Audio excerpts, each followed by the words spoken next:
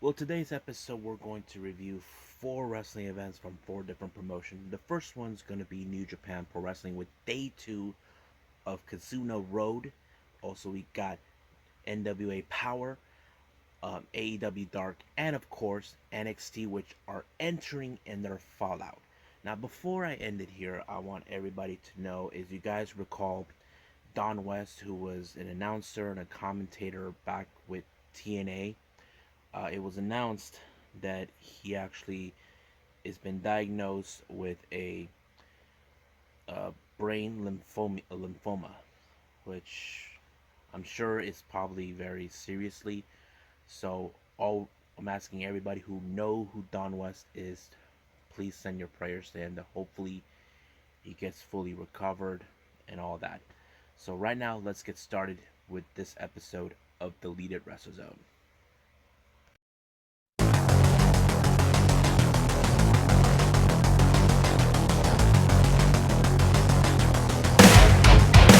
Are you ready? Get up, get up! Get up, get up! Get up, get up! Get up, get up! Get up, get up! Get up, get up!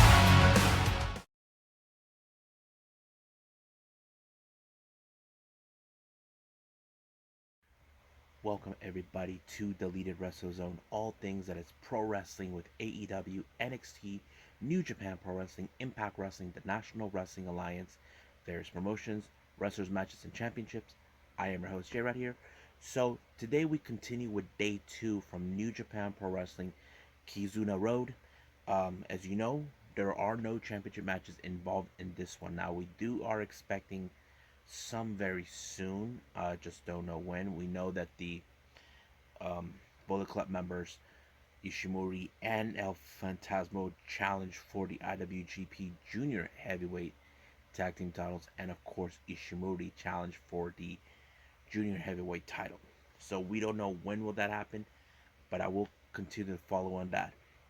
But but for now, let's go from the beginning to end on this particular day.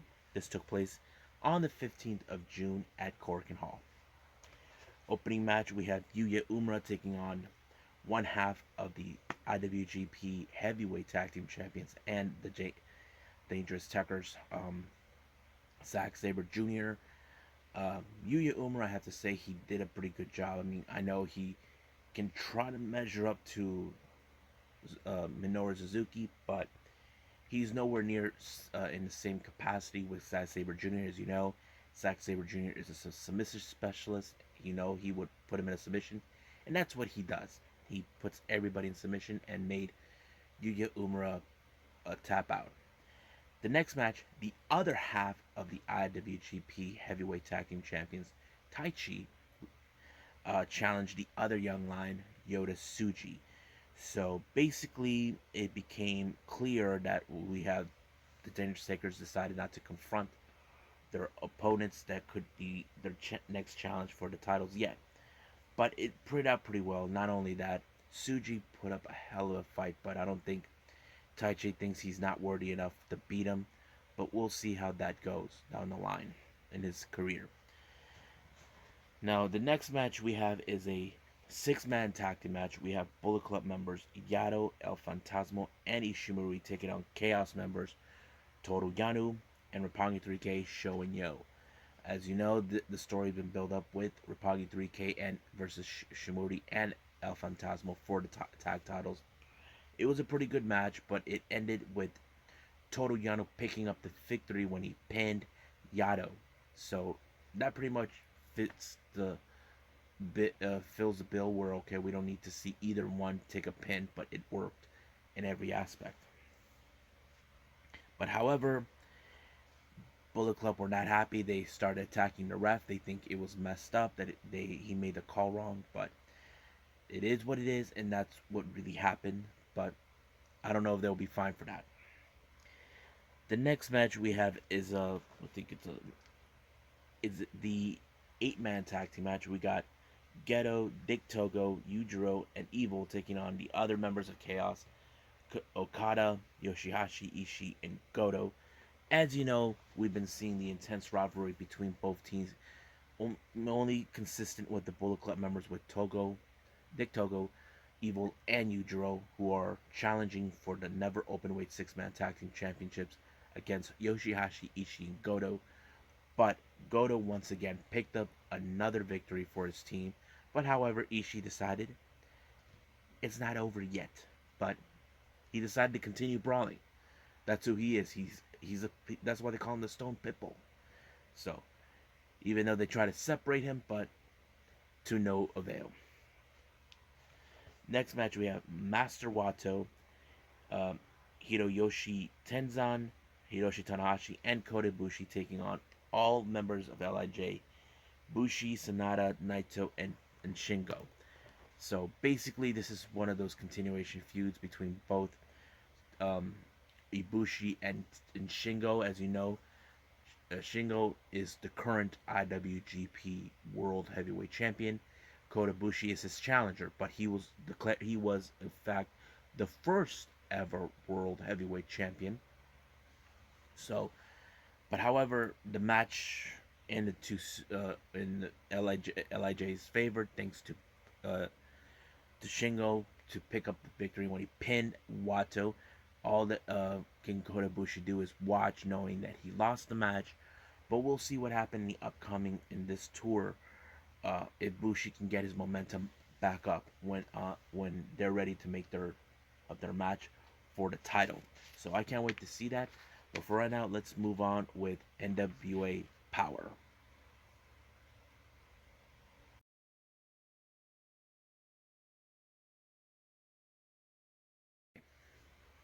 It's been a while since we saw what happened in that controversial matter in the latest pay-per-view by the National Wrestling Alliance.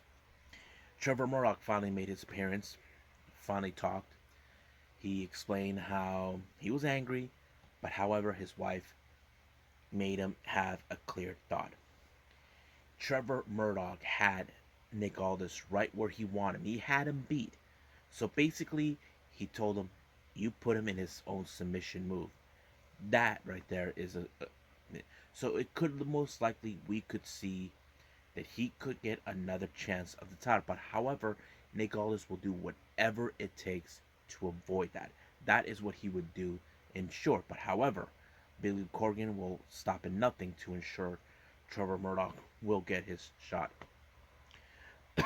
Now, as you know what happened between Pope and Tyrus in a non-title match, apparently Austin Idol, Tyrus's manager, thinks that it's a load of crap, that there's a conspiracy against him because he had a weapon that he used against the Pope.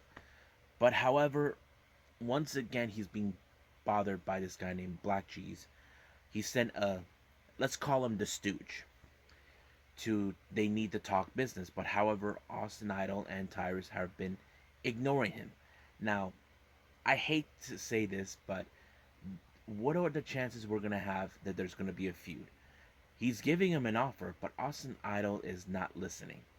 What if this is going to be the consequences of their action? What if Tyrus does get a title shot against the Pope for the television title and Black G screws him? That could happen. Now, this is only just speculations, but anything could go. So we'll just pay attention closely what's going to happen. Now, we had our first opening match was Casey Page versus Genocide versus Melina. Um, this I never heard of this Casey Page, but Genocide, yes, and Melina, we all know who she is. It was a good it wasn't a very good match, but it was decent. But however, Melina did confess on her Twitter account that she wasn't entirely fit for this match. Like, she wasn't expecting to be in this match, but I guess she had to wing it, and somehow she was able to put Genocide in a sleeper hold and won the match.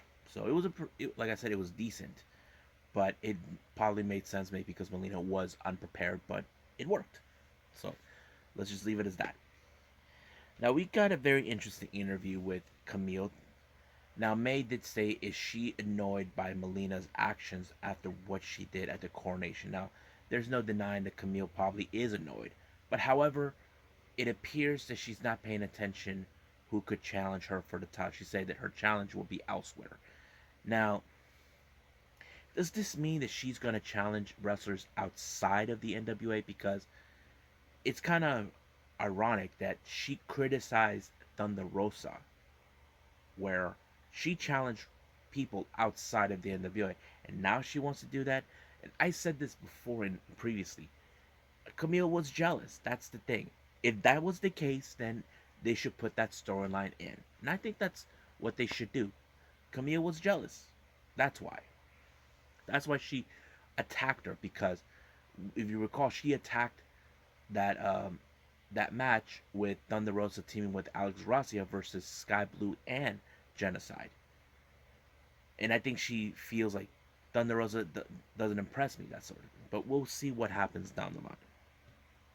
Now, as you know, because of this matter with Strictly Business, apparently because of what happened at the Battle Royal prior before When Our Shadows Fall, Chris Adonis had to vacate the title because apparently Billy Corgan put up a rule saying no current champion is allowed to be in the Battle Royale for the number one contendership. Nick Aldis disagreed. He pulled them out of both the tag team match and, of course, had Nick Aldis to relinquish his title. Now, apparently, they're setting up a tournament, and the first two competitors they announced for this one was Sal Rinauro and PJ Hawks. You know, the PJ Hawks is the kid who is part of a father and son tag team. Like, they're the only ones in the independent scenes are working like this. Now, of course, PJ Hawks is very happy that he's getting an opportunity. But however, someone was not too thrilled with the whole thing. You may have heard his name, Colby Corino, the son of Steve Corino. He's mad to believe that PJ Hawks is getting an opportunity and he isn't. He viewed PJ Hawks like, you're not a second generation wrestler because your dad didn't do anything. But however, it was PJ Hawks who in fact put in the work. That's what matters. So, but Colby Corino doesn't see things like that. But however, TJ Hawks, he's not going to back down. So he suggested, okay, you want to be part of this thing? Let's make it a three-way. So we'll see what happens. What Billy Corgan says. He's the one who makes the call.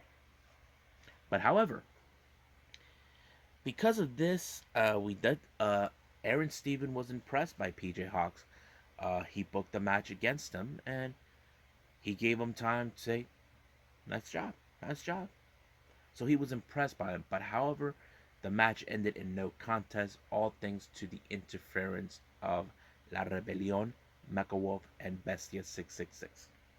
So basically, they're putting the entire tag team division on notice, especially the current tag team champions. I'm talking about the dysfunctional team of Aaron Stevens and JR Kratos.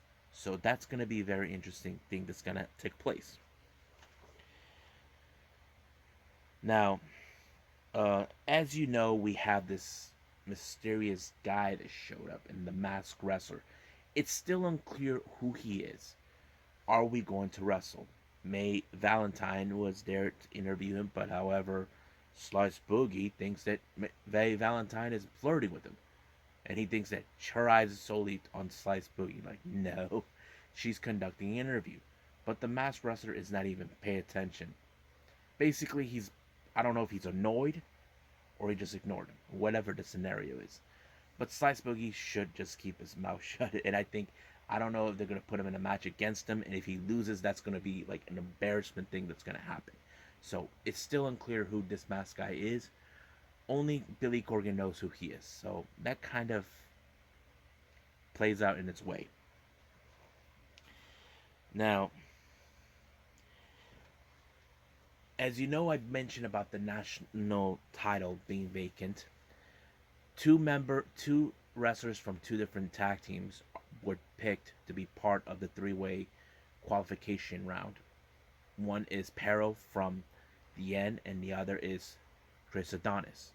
Now, Chris claims that he never lost the title.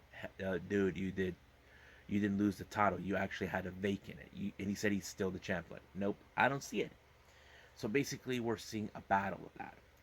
But the main event was related to that, where we had a three-way qualifier match between between JTG, Fred Rouser, and El Rudo, who in reality is Sam Adonis. The match was great. I have to say, in this match, I think we're seeing JTG as the wrestler we should have seen from the beginning. But I have to say, he won the match unbelievably good. But however, at the end of the match, it looks like he has his sights on tied on gold. So could he beat our next NWA National Champion? I would love to see that happen because I feel like they with WWE they never gave him a good chance.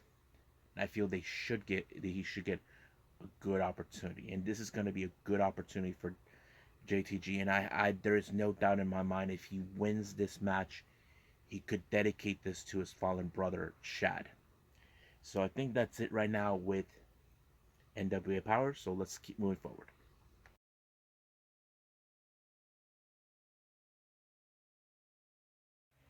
All right, so we got AEW Dark with some interesting matches that they set up. Opening match is the Radioactive Poppy, Danny Limelight, my boy, who I watched over time, over the last 2 years. I think is facing against All Ego Ethan Page. Now you can guess this match is gonna fall in Ethan's Page because he's arrogant, he's cocky, he thinks he's better than everyone, that he is smarter. That's kind of like the character that he plays. Not to mention he put Danny Limelight in the Ego's Age, and 1, 2, 3, he won the match. Now the next match we have a very interesting one. We had Dante Martin taking on Sonny Kids. I have to say this was a really good match. I enjoyed it because you look at Dante Martin, he is now breaking out as a single competitor, and you don't expect much coming from him. But it was great that he put up a good match, especially when Sonny lost to him and he showed respect. So it kind of showed you got this young kid who's so talented. We can't wait to see what's going to happen. But I can't wait to see his brother, Darius, make his return after his injury. The next match we have Nyla Rose along with Vicky taking on Charlotte Renegade. Now keep in mind the commentators did mention Charlotte Renegade is in fact the sister of Ruby Renegade, who previously didn't make appearances in AEW Dark or Elevation. So now this is going to be interesting. However, you can guess right away that Nyla Rose put her in the Beast Mom. And of course, Vicky put her I Survived the Native Beast. And all I got is this t-shirt. The next match we have my two favorite combinations in the tag teams for the Dark Order. Stu Grayson and of course Evil Uno taking on Shane Mercer and KTB, who I've seen they're called Iron Beast at GCW, but it was a good match. But however, I did love the ending where what's his name, Stu Grayson put KTB in a backbreaker, put him like kind of like a torture act, and got him down to his knee. He put himself in a knee and bam, break his back. And that kind of fits into him, and I think they're still impressive. I mean, they should be going after the tag team titles, but we'll see what happens down the line for them. The next thing we have is Caesar Bononi and followed by the Wingmen taking on Dylan McQueen. Now, once again, the Wingmen are still trying to persuade Orange Cassidy to join them, saying that he could be a bigger star, that he doesn't need the best friends. There is no way Orange Cassidy's going to do that. They think that he will side with them, that they can make him better looking. But I don't think so. We'll see what happens this coming Friday. But you can guess in this match, Caesar Bononi picked him up really easily and slammed him down and picked up the 1, 2, 3. And once again, trying to send a message to Orange Cassidy to join him. Like I said, we'll see what happens, but I doubt Orange Cassidy's going to join them. Next up we have is Wardlow versus Chandler Hopkins. Well, like you heard last time with Wardlow, he punched the wrestler, and the referee made the decision to call the match. He did the same thing with a chokehold. Match was called. So basically, he seems like he's ready for his MMA fight this coming Friday, which we're all excited to see how this is going to be. Next match, we have the Elite Hunter, Frank Kazarian versus Jake Tucker. I have to say this is a new side of Kazarian ever since the dismantle of SCU. Now he's gunning for the Elite for what they've done and all of this, but he continues to still impress me more. I mean, he still had. I feel like he still has enough in the tank, but what an impressive win he got. Next match we have Kylan King versus Valentina Rose. This is her first time being here. Kylan King, I think, is one of those wrestlers that are still trying to develop more. She's not officially with AEW, but she has made a lot of appearances. Not to mention her association with Red Velvet and Big Swole, who both are currently are signed with AEW. Hopefully, it's only a matter of time we see Kylan King sign with them, because like I said, I do like her being part of the with these women as a faction. It would be great. So, but Kylan King can impress me the most because we can see she could be like one of the stronger competitors next to Jade Cargill. Now the next match, no, this next interview was different. As you know, Joey Janela has been changing his attitude. Basically, he's been bonding with Alex Marvez, but however, Sonny Kiss showed up.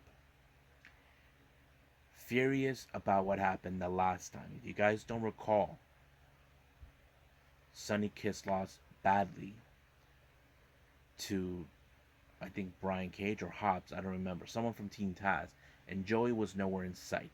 So she broke up with Joey, and we'll see what happens down the line. But Joey was not happy, but we know what's going to happen. He's going to move forward.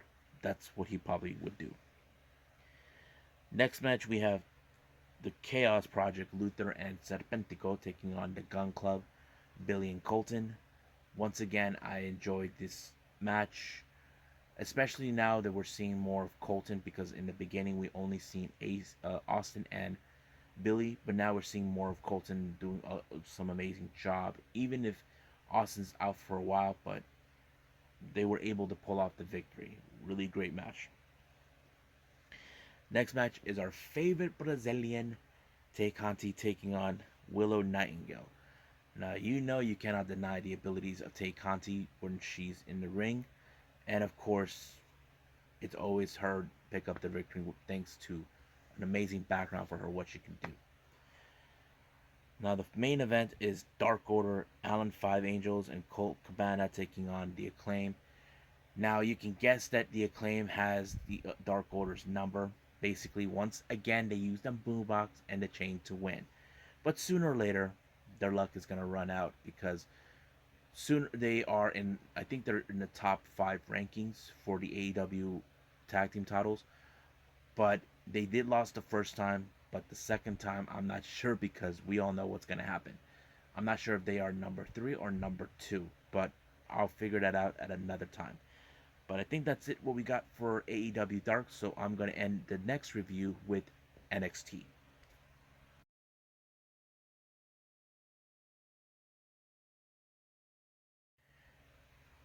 Okay, we're in the fallout of NXT after NXT Takeover. We all know what happened. Cross has overcome the odds against 4 other competitors.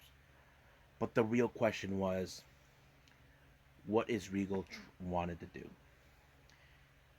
He comes out, talks about the first time he's been in NXT for 7 years, being commentator.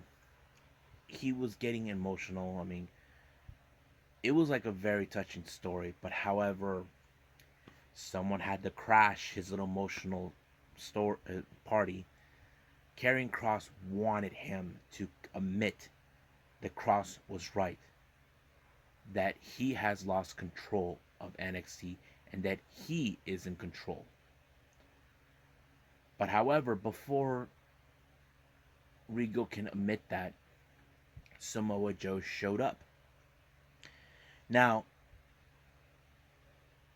it may look like he wanted to be that they were going to make him the general manager, but however, when Samoa Joe heard what Regal had to say, he declined.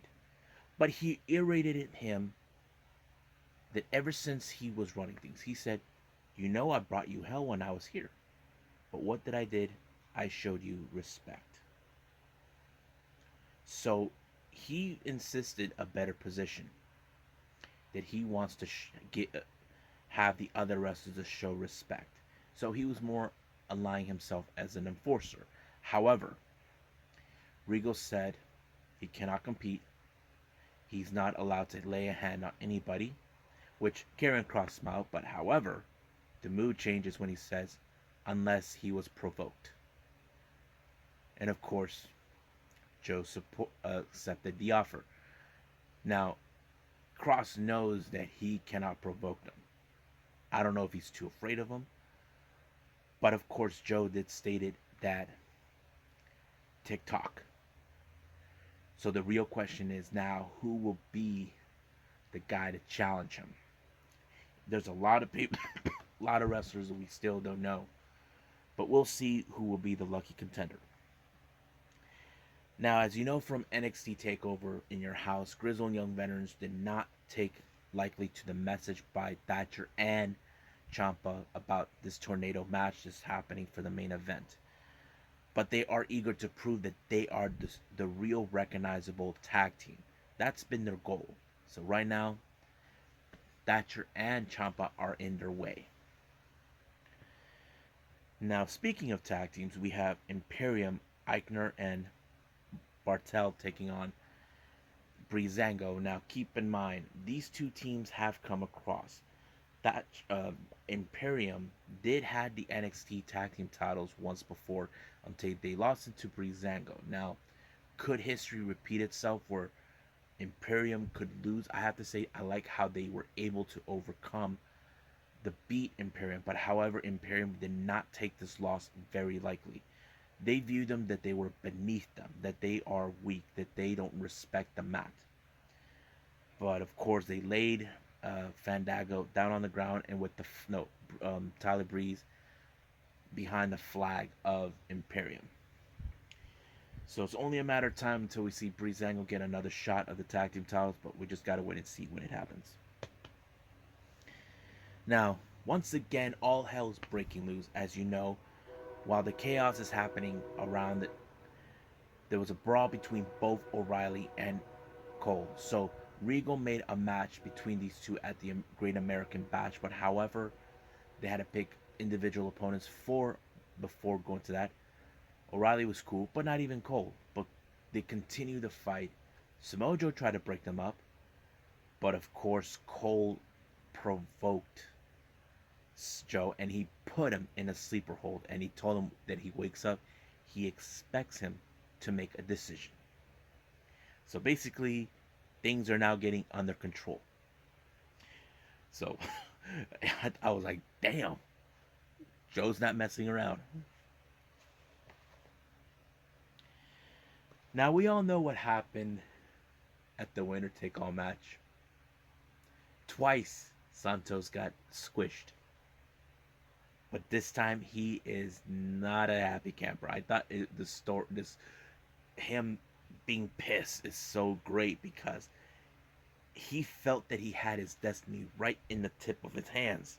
He thought he had it, but once again he got squished, which was the last thing. But it appears now that he's not done with them. He is still determined to obtain what he felt it belongs to him. It's the North American title. So it's still unclear when we will see that one-on-one match. So we just gotta wait and see when that comes around. Now the next match is for the Cruiserweight title in an open challenge. Kushida always put himself in very situations where he doesn't even know who's accepting.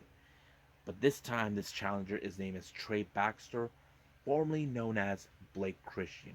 I have to say, it's been a while now. I have known Trey Baxter, formerly known as Blake Christian, was going to be in WWE. I didn't know when he will arrive. I was assuming that he could be appearing at 205 Live because that's basically his criteria. But him in this match fits perfectly. I have to say it was a very good match. However, during this match, Kyle O'Reilly shows up.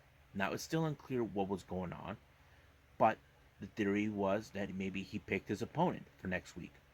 I still don't know if that was the case, but somehow Kushida was able to overcome this match, putting Blake Christian in a hoverboard lock, and made him submit. But of course, Kushida showed him some respect.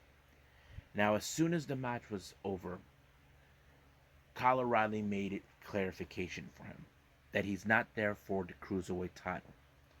He's offering him a challenge for a one-on-one match, which, of course, Kushida accepted. So this is going to be one of those matches we definitely cannot miss.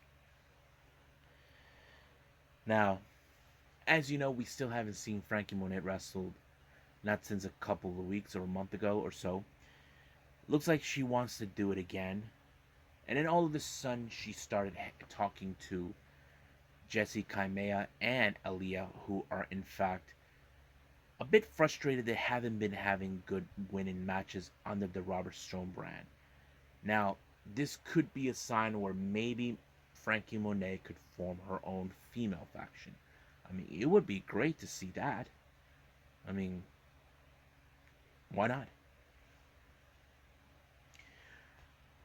As you know, Mercedes Martinez lost her match against Xia Li, but appears that now she has gone to war against Tian Sha, consistent of Boa, Xia Li, and Mei Ling.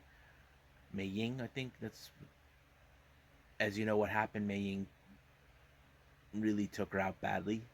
So, like I said, we don't know if this person, Mei Ling, is going to be wrestling. We definitely need to see that. I mean, definitely. That's something we cannot miss. Now, as you know, we have a brand new $1 Million Man, LA Knight, and of course Ted DiBiase presented the title. Now, it appears like things were going great. However, I think the true colors has finally been shown. LA Knight turned on Ted DiBiase and decided to break him. However, the more unlikely person that LA Knight felt he's beneath him, Cameron Grimes, showed up to the rescue. And of course, Cameron Grimes felt that he crossed the line attacking a WWE Hall of Famer. That is like he's respecting Ted DiBiase because he knows that he cannot cross that line. You cannot cross the line against legends. Even if Cameron Grimes did have problems with him when he was buying stuff bigger than his. So that's pretty much it. Now, Raquel Gonzalez and Dakota Kai made an interview that they're still gunning for the NXT Women's Tag Team titles, and of course, they felt that this is good. They need to regain those. However, they did told Candice and Indy should hold on to them tightly. But sooner or later, that's when we're gonna see. So we don't know if that match will come around. But however, before their match, they bump into Shotzi Blackheart and Ember Moon. Now, these two women, Moon and Blackheart, were supposed to be the number one contenders until Raquel Gonzalez blew that. Now, I have this distinct feeling we're going to have a three-way tag team title match between those three, but that's another time if that ever happens. However, their opponents for the night was Kaden Carter and Casey Canizaro. You can guess, I love Kaden and Casey. They're a good team. They are very cohesive with their abilities. But however, once again, the power of Raquel Gonzalez is still too much for them to handle and won the match. Now they never showed this. I never seen the pre-show by Ed Verizon, but they're still pissed off after what Hit Row did, crashing their little pre-show. So we may see a match between them, but we don't know. Now we just had the surprise appearance of Io Shirai, where we haven't seen her in a couple months since NXT Takeover, since after NXT Takeover, Stand and Deliver, losing the title to Raquel Gonzalez. She was about to say who will be her next target, but Candice LeRae, who acts like she runs the place, tells her to get back in line. But we should have known that there was going to be a sneak attack by Indy Hartwell. Now, it appears that Candice and Indy had everything planned out, but they did not expect the one person to help Io Shirai, and that is Zoe Starks. Now, you probably say, why is that? Zoe Starks, one of her best matches that people can talk about is her match with Io Shirai. Despite the fact that she lost, Io Shirai showed her respect, and so did Zoe Starks. So what better way to repay a debt to them? So we could see a possible tag team match between those two. So if that's the story they're gonna go, where Zoe Starks and Io Shirai go for the NXT Women's Tag Team titles, that is a storyline I would definitely would like to see. Now, before we get to the main event, MSK were out with their popcorn, ready to watch because they know one of these two teams will be the lucky contenders to challenge them. Now, you probably say Thatcher doesn't have a sense of humor. He did. He grabbed um, Carter Nash's popcorn and he just ate it right in front. He just took it with him. I thought it was funny. But before the match started, William Regal and Samoa Joe were being interviewed, asking how was the first night with this happening. They were interrupted by the unlikely duo who keeps calling William Regal Cuckoo Bananas. But however, I think Gargano's intimidated by Joe. He told him to leave the office. But there is one man who's not intimidated by Joe, and that person is Pete Dunne. So I don't know what's going on with that, but we'll see where that goes. But the main event, the Tornado Tag Team match, was unbelievably good. I was so blown away. Even it was like one of my favorite ones of the night. I did not expect a whole lot, but you would have assumed somehow Grizzled Young Veterans will be the ones to, how do I say this, to take the advantage to win this match. But however, Thatcher and Ciampa were not gonna just go down like that, and they proved how they are that really impressive as a team. Now Grizzled Young Veterans can say they are a real tag team, not Thatcher and Ciampa, but they have been working together. Like they have like a mean streak, and it helped. But the match ended with both men, both Thatcher and Ciampa, put Drake Gibson in a double submission, and he just tapped out. So basically, we could see Thatcher and Ciampa against MSK. However, the night doesn't end. Where how is the satisfaction of William Regal in night one? Well, it looks like he's pretty much satisfied. He's got his enforcer. It looks like things are getting back under his control. But we'll see what happens next week. Well, I hope you guys enjoyed me reviewing these amazing events by New Japan Pro Wrestling, NWA, AEW Dark, and of course NXT. There's still more to come. As you know, this Wednesday there is no wrestling shows we could do, but I can still catch up with the Japanese wrestling scene. I may put in an entire episode from the same promotion. I'm trying to decide which one is, but I'll surprise all of you if that's what you want, or if that's something you probably will be interested in watching. But for now, I'll see you guys in the next DWZ time. Same DWZ channel. I must bid all of you adieu. So, goodbye. And have a nice day. Bang.